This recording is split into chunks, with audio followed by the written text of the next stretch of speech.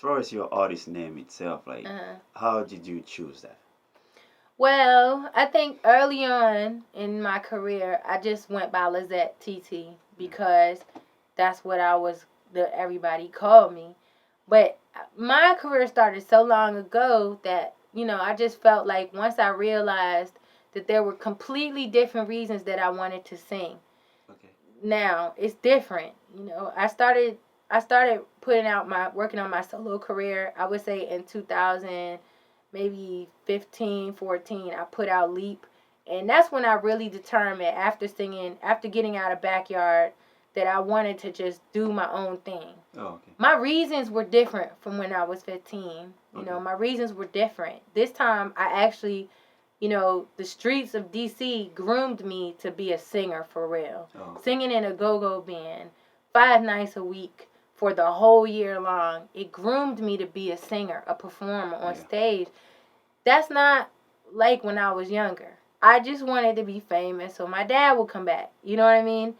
So I had to rebrand myself. Okay. And that's how I decided to take my grandmother's first name, Awelio, which means firstborn closest to God, and just take that and Awelio Lizette. And I just said, whoever can't say it, then, if they really like me, they'll say it. If I make music well enough, you'll bring people to you.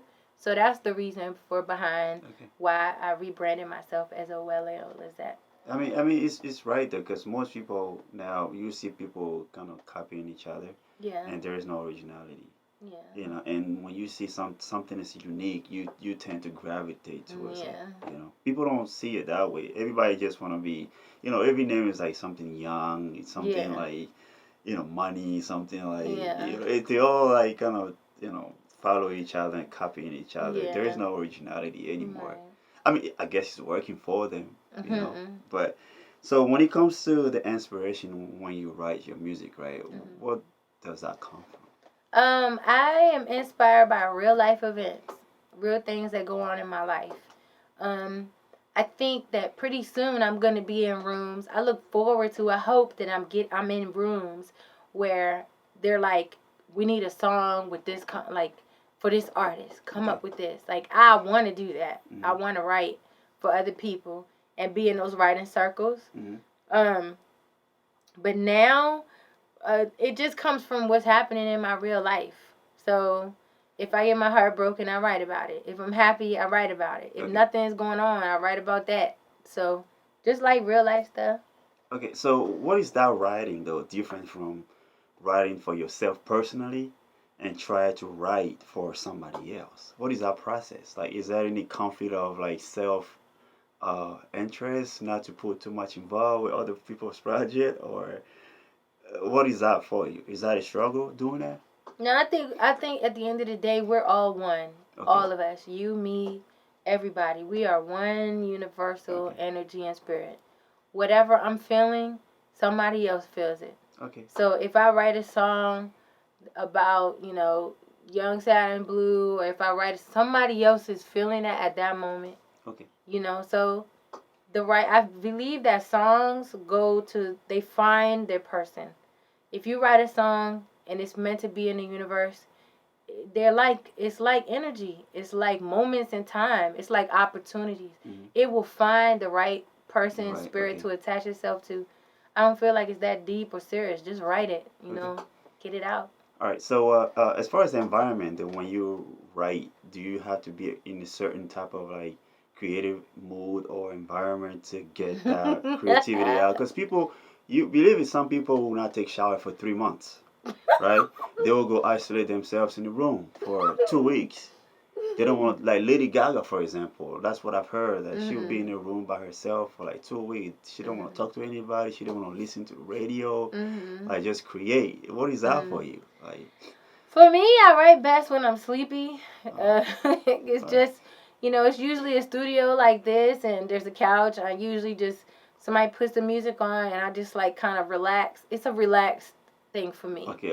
That's what it is. It's not like, oh, I want to go to sleep, but it's like, that moment where you're really tired. You're probably, if you think about it, your body is the most relaxed. Yeah. And I think my songs are best when I'm most relaxed. Because that's when I can get in touch with myself the best. All right, I see. That's it. Right. Cool. So as far as the recording process, right? Mm. What do you have to have in the studio for to create that masterpiece after writing the lyrics? Right now in my studio, I have a studio at home, so I just have a few basic mics.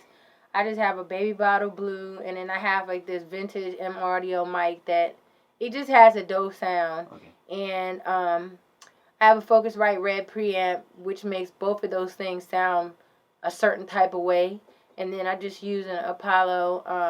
I have a twin, Apollo twin thing, and it has all these preamps on it, so I can make it sound like however I want. Yeah. I usually record in Pro Tools, and I just got the same basic setup as most people. I got some Mackies that I listen Hmm. to everything in. Then they make the bass sound heavy, and it just makes it so I could feel it. I have Okay.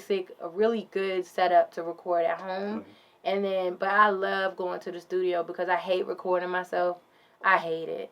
I do it, but I hate it. So I would much rather, and it's because I know how much time and effort. I know what it takes to be a good engineer, and I have a certain respect for it. So the fact that like I'd rather work with an engineer because like they just study a different art. It's a whole nother art. Yeah. And I feel like you miss out when you try to do that yourself. When you work with an engineer, sometimes you could just you sit back and watch what they do, and it's just so much better. Okay. So what do you have to have around to be in the mood or to be in the zone to create the music? So, some people smoke trees.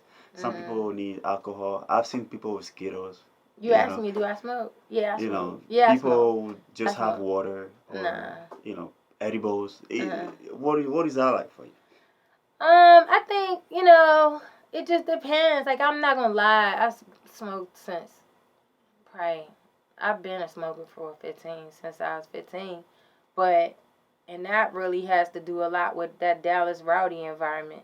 But I ain't do anything else, Because just weed, those just guys are weed. like But like for me, it's not enjoy that smoking. serious. I do, but for me, it's not that serious. It's just like about and primarily now I make a tea with it because it's better on your voice, if you don't Okay. smoke some. But it's not that serious for me. It's honestly about what's going on. I gotta have good energy around, good people around, good equipment. That's basically what I need. Okay. All Mhm. right. So when it comes to the role models that Mhm. you're looking up to right now, as far as Mhm. success, like who are Mhm. they? I've been channeling Karen Wheeler a lot. Like I like a lot of old Oh, music. folks. Yeah. Okay, I like a lot of old. I like a lot of new too. But the new music that I like tends to be like it's hip hop, it's rappers, it's not like vocalists. I like her. She's new. I like a lot of the new like bands. So like I like the internet. That's one of my favorite bands that's out there. Hmm. Um I like Sabrina Claudio. I just like the vibe of that music. I like Khaled. I like Daniel Caesar. I like all of that. But what I study and what I listen to on a regular basis, those things, Karen Wheeler, Soul to Soul, George Michael, Stevie Wonder, like just I have a playlist of 500 songs that one of my producers made me of like really old stuff, and I just force myself to listen to all of that because it is the foundation of what everyone is doing right Yeah. now. So you have to do your homework. You can't just listen to what's hot, but as a good songwriter, you need to listen to both.